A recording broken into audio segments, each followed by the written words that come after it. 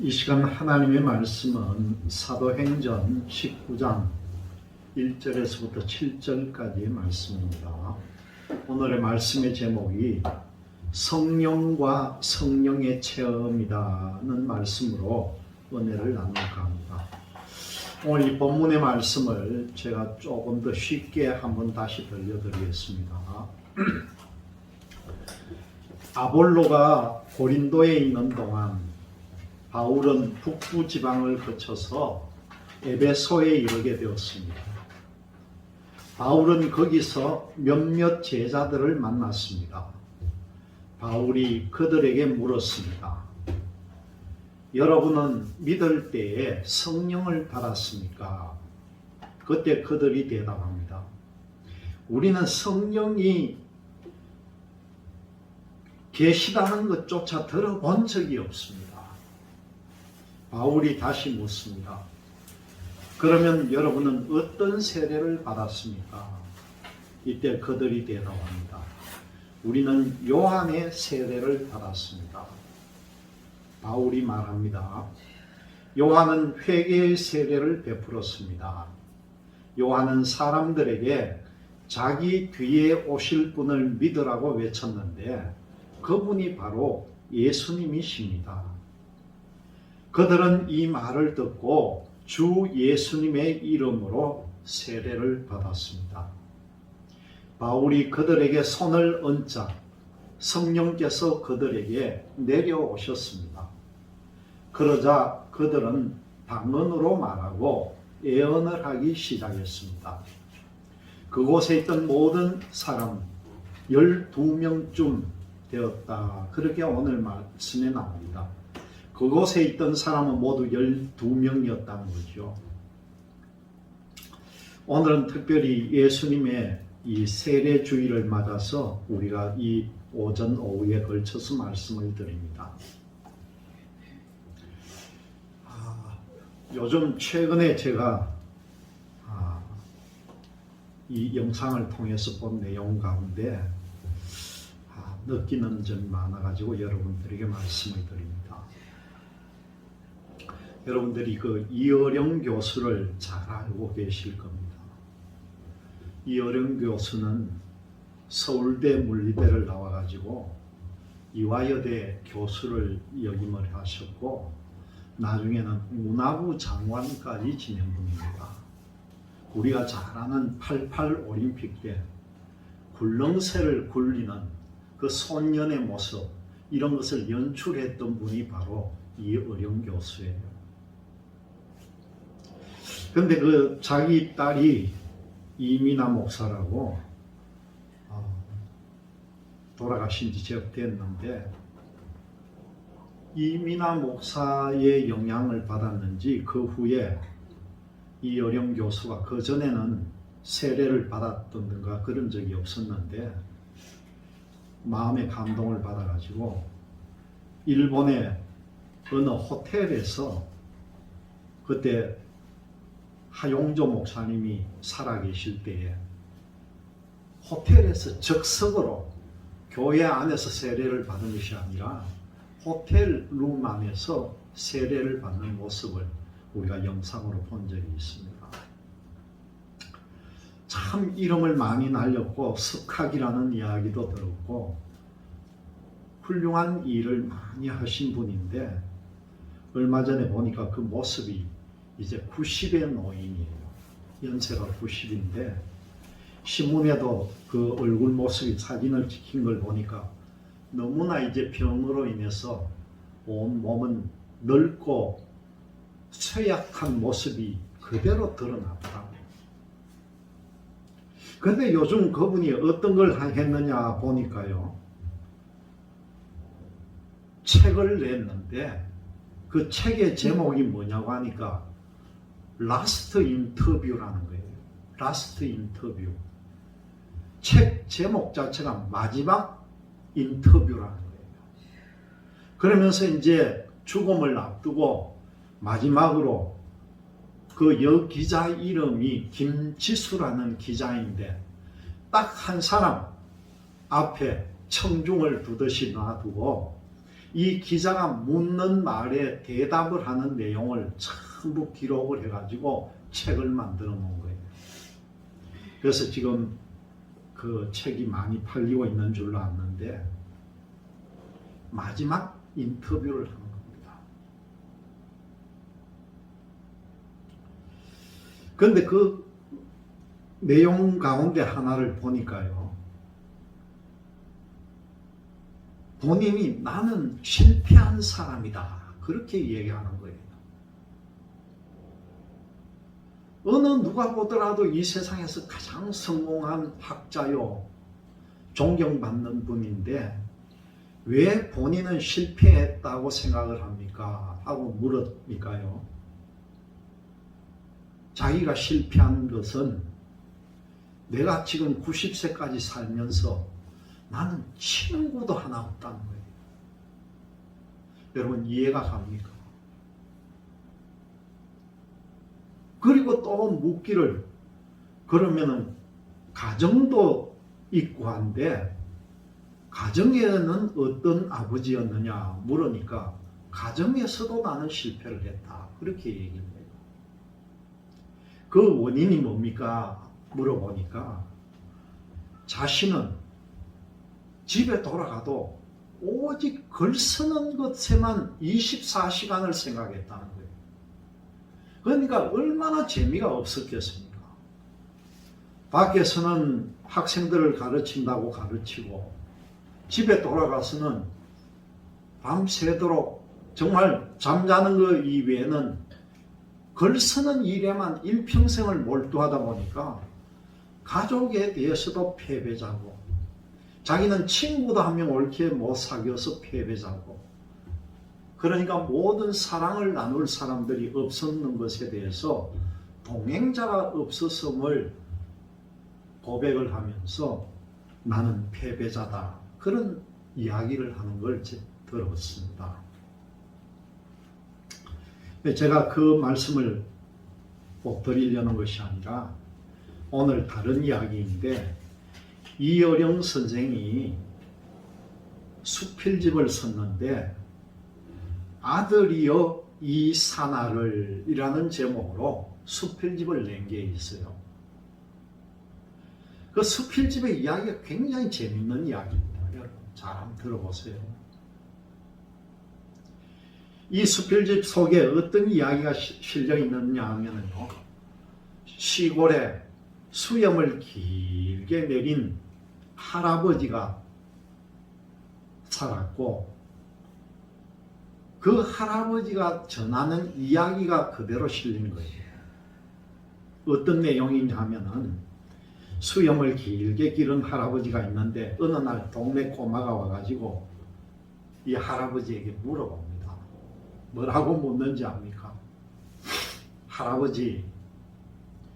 할아버지는 밤에 주무실 때요 수염을 이불 속에 넣고 주무세요? 아니면 수염을 이불 밖으로 내놓고 주무세요? 그렇게 물어보는 거예요. 근데 이때 할아버지가 뭐라고 대답하느냐 하면 얘야 네 질문에 대해서 내가 미처 생각을 해보지는 않았어. 오늘 밤에 내가 한번 자보고 난 뒤에 내일 내가 네한테 대답을 해줄게. 그렇게 말합니다. 그렇게 말을 해놓고 이 할아버지가 그날 밤에 잠을 잔다 누워있는데 잠이 안 오는 거예요. 할아버지가 수염을 이불 속에 넣으니까 답답해서 못 자겠고 또 끄집어내서 밖에 수염을 내놓으니까 이모가 쓸쓸한 것 같아서 잠을 못 자겠고 밤새도록 잠을 못 자고 뒤척거렸다는 거예요. 결국은 본인이 오랜 세월을 달고 살았던 수염이지만은 그 정확하게 어디에 넣어뒀는지는 못 찾았다는 겁니다. 왜 제가 이 말씀을 드리냐 하면요. 우리가 예수를 믿는 그리스도인이라고 하는데 내가 지금 예수님 안에 있는지 아니면 내가 예수님 밖에 있는지 또는요 내가 성령님 안에 있는지 내가 성령님 밖에 있는지 혹시 여러분들 그걸 알지도 못한 채 우리가 길을 갈 수 있다는 것을 이 웃기는 이야기로 우리에게 들려주는 거예요. 여러분들은 어떤 위치에 서 있습니까? 아닌지 밖인지 한번 생각해 보세요. 오늘 말씀은 바울이 세 번째 전도 여행하는 중에 에베소라는 곳에서 사역한 겁니다. 말씀의 내용을 보니까 1, 2절에 뭐라고 합니까? 아볼로가 고린도에 있을 때에 바울이 윗지방으로 다녀 에베소에 와서 어떤 제자들을 만나 이르되 너희가 믿을 때 성령을 받았느냐? 이르되 아니라 우리는 성령이 계심도 듣지 못하였노라. 그런 말씀이 나옵니다. 바울이 제자라 하는 사람들을 만났는데 이게 뭔가 좀 이상하다는 거예요. 분명히 믿는 사람은 믿는 사람 같은데 교제를 해보니까 뭔가 초점이 잘 안 맞았다는 거죠. 이때 결정적인 질문을 합니다. 너희가 믿을 때 성령을 받았느냐? 그때 저 사람들이 말합니다. 얼마나 엉뚱한 대답입니까? 우리는 성령이 계심도 듣지 못했노라. 쉽게 말하면 성령이 뭐라고요? 그게 뭡니까? 그렇게 묻는 거예요. 사도 바울은 다시 묻고 또 그들이 대답합니다. 그러면 너희가 무슨 세례를 받았느냐? 그때 대답을 하기를 우리는 요한의 세례를 받았다. 그렇게 대답을 합니다. 그때야 모든 상황이 파악이 됐다는 거죠. 이 에베소에 있는 제자들은 세례 요한의 회개와 물세례에 대해서는 알고 있었지만 그가 소개한 메시아, 다시 말씀드리면 예수님의 십자가와 부활, 그리고 오순절의 성령 강림에 대해서는 이 사람들이 전혀 모르고 있었다는 거예요. 바울은 이들에게 예수님의 복음을 전하고 이를 믿고 받아들인 사람들이 세례를 받았고, 이때 바울이 안수하면서 기도했을 때에 이들은 방언과 예언의 은사를 받았다는 겁니다. 4절과 6절의 말씀이 뭡니까? 바울이 이르되 요한이 회개의 세례를 베풀며 백성에게 말하되 내 뒤에 오시는 이를 믿으라 하였으니 이는 곧 예수라 하거늘 그들이 듣고 주 예수의 이름으로 세례를 받으니 바울이 그들에게 안수하며 성령이 그들에게 임하심으로 방언도 하고 예언도 하니 모두 12사람쯤 되니라. 그렇게 말씀에 나옵니다. 바야흐로 에베소의 제자들이 온전한 그리스도인이 되어서 성령 충만과 함께 신실한 주의 일꾼으로 자리를 매김하게 됐다는 거죠. 여러분, 이 사건에서 우리가 배우게 되는 영적인 가르침이 무엇인가, 우리가 그것을 찾아봐야 됩니다. 온전한 복음 이해가 중요한데 그 첫 번째, 온전한 복음의 중요성이라는 거예요. 오늘 본문 1절에서 그 제자들과 비슷한 경험을 가졌던 아볼로라고 하는 사람의 이름이 언급이 되어 있습니다. 그 얼마 전의 일이었죠. 에베소에 머물고 있던 이 브리스길라와 아굴라는 그곳에서 알렉산드리아 출신의 아볼로를 만나게 됩니다. 이 알렉산드리아가 지금은 이집트 땅이에요. 이 아볼로는 하나님의 말씀을 잘 전하기는 했지만은 아직 복음을 온전하게 이해하지를 못했다는 거예요. 세례 요한은 알고 있었지만은요, 요한이 죽은 후에 예수님께서 십자가의 죽음과 이 또 부활과 성천의 과정을 통과하셨고 오순절에 성령 강림까지 있었는데도 이것에 관해서 전혀 무지했다는 겁니다.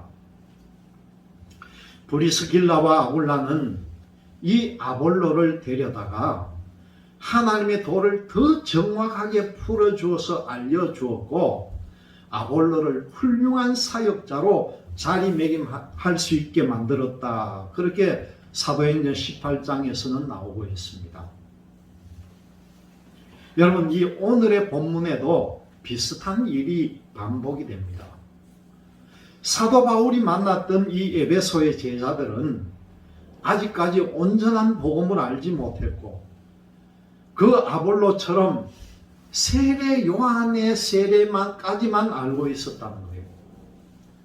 다시 말씀드려서 저들의 신앙은 온전한 복음에 관한 것이 아니었다는 거죠. 결국 저들은 바울을 통해서 온전한 복음을 듣고 믿었고, 이제 세례까지 받았고, 결국 성령의 은사까지 풍성하게 얻게 되는 사실이 오늘 말씀에 나옵니다. 사실 이 내용은요, 사마리아의 제자들에게 사도행전 8장에 나오는 내용과 또 이방인이었던 백부장 고넬료의 집에 나오는 이 발견되는 것과 동일한 그런 내용들입니다. 이 사람들 모두는 정확하게 세례 요한의 세례까지만 알고 있었다는 거죠. 그런데 그들에게 한순간 이 온전한 복음이 전달되었습니다. 그들이 믿고 세례를 받을 때에 그들 모두 성령의 임재와 성령의 은사를 선물로 받았다는 겁니다. 여러분도 이 성령의 은사를 받는 여러분들이 되시기를 바랍니다. 성도에게 온전한 복음 위에는요, 아무리 강조해도 지나치지 않다는 거예요. 그 다음 두 번째는 보니까 이 복음을 받아들이는 태도가 중요하다는 거예요. 이 두 번째 내용은 보면은 제자들의 태도에 관해서입니다. 사도 바울은 에베소의 제자들과 교제하면서 그들이 믿을 때에 성령을 받았는지, 그들이 받은 세례는 무엇인지를 물어봅니다. 이때 이들은 솔직하게 자신들의 형편을 다 이야기합니다. 바울이 저들의 모자란 부분을 채워줄 때에 이 사람들은 기꺼이 온전한 복음을 받아들이고 또 새로 세례를 받았습니다.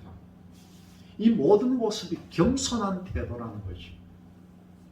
오늘 오전에도 겸손에 대해서 강조를 했습니다. 예수님의 겸손, 세례 요한의 겸손, 또 이 사도 바울의 겸손, 이 제자들의 겸손이 있어야만이 다 연합이 되고 이루어지는 것이지요. 사실 성령에 대해 알면 알수록 우리는 그분을 우리 뜻대로 좌우할 수 없다는 사실을 인정하게 되어 있습니다.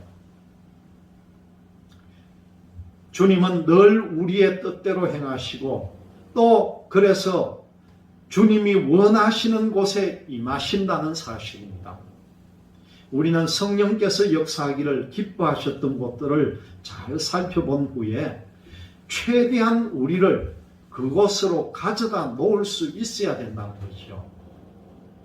그곳이 바로 어디냐? 겸손의 자리라는 겁니다. 그 모든 태도가 중요하다는 거죠. 오늘 이 본문 외에도요, 사도행전 곳곳에 보면은 겸손한 사람들에게 임하여 일하시는 성령 하나님에 대한 기록이 나옵니다. 사도행전 18장에 이 아볼로가 브리스길라와 아굴라를 통해서 복음을 듣고 겸손히 받아들인 것, 그리고 사도행전 10장에 보면은 그 백부장 고넬료가 겸손하게 베드로 앞에 엎드려서 하나님의 말씀을 들었던 것, 그리고 사도행전 16장에 보면은 빌립보 감옥의 간수가 구원을 받는, 그래서 그 부르짖는 그 모습, 이런 모든 것들이 기록이 되어 나온다는 거죠. 에베소의 제자들 또한 자기들에게 모자란 부분을 채워주려는 이 사도 바울의 시도를요, 겸손한 태도로 잘 받아들여서 결국에는 성령의 은사를 선물로 받았다는 겁니다. 여러분, 물은 낮은 곳으로 흐르고요, 하나님의 은혜는요, 겸손한 곳으로 흐릅니다. 이 사실을 우리가 기억을 해야 합니다. 성령의 임재와 역사를 사모한다면 우리에게 있는 모든 교만을 다 내려놓고 겸손한 태도로 은혜를 구하시기를 바랍니다.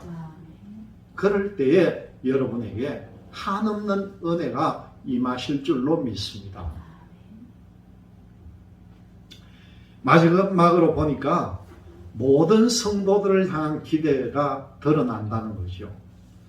오늘 본문은 모든 성도를 향한 주님의 기대가 잘 나타나고 있습니다. 특히 말씀 가운데 보니까요, 너희가 믿을 때 성령을 받았느냐라고 하는 사도 바울의 질문에는 누가복음 20장 22절을 보면 이런 말씀이 나옵니다.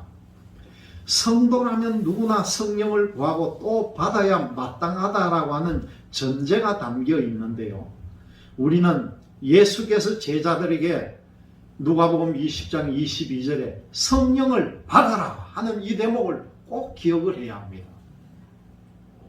그냥 말씀만 그냥 주는 것이 아니에요. 완전히 명령을 합니다. 우리에게 성령을 받으라는 거예요. 강제적인 명령입니다. 주님은 모든 성도에게 성령의 임재로서 뭐라고 합니까? 사도행전 1장 8절에 우리가 잘 아는 내용이 있잖아요. 우리가 권능을 받고 주님의 정의되는 삶을 살아라고 우리에게 말씀을 주고 있습니다. 그러므로 성도라고 하면 누구나 성령 충만과 그 은사와 열매를 바라고 구해야 한다는 것이요. 주님은 누가복음 11장 13절을 보면은요, 하물며 너희 아버지께서 구하는 자에게 성령을 주시지 않겠느냐, 그렇게 말씀합니다. 우리가 성령을 구하지 않은 채로 인생길을 가는 것을 하나님은 정말 안타까워 하신다는 거죠. 하나님이 기쁘게 주시려는 것을 구하는 것은요, 지극히 당연한 일입니다. 성도됨을 위하여 성령의 충만함을 구하시기를 바랍니다. 성도답게 살기 위해서 그 성령의 열매를 구하시기를 바랍니다. 그리고 우리의 사역을 위해서 여러분들 모두 성령의 은사를 구하시기를 바랍니다. 성령을 받아라, 성령을 주시지 않겠느냐, 그렇게 말씀하신 주님은 우리가 구하기를 기대하고 계신다는 것을 알아야 합니다. 여러분, 우리에게 또 새롭게 시작된 한 해가 시작이 되었습니다. 인생에 또 한 번 허락된 새해입니다. 하나님이 기대하시는 믿음의 여정을 잘 감당하기를 축복드립니다. 그 여정을 위해서 다른 어떤 것보다 성령의 충만함을 구하면서 나아가시기를 바랍니다. 예루살렘에서, 사마리아에서, 그리고 가이사라에서, 그리고 오늘 말씀에 나오는 에베소에서 그 사모하는 심령들에게 주신 이 성령 충만의 역사가 새로운 한 해 내내 우리 인생과 가정과 교회와 열방에 가득하기를 주님의 이름으로 기원드립니다. 아멘.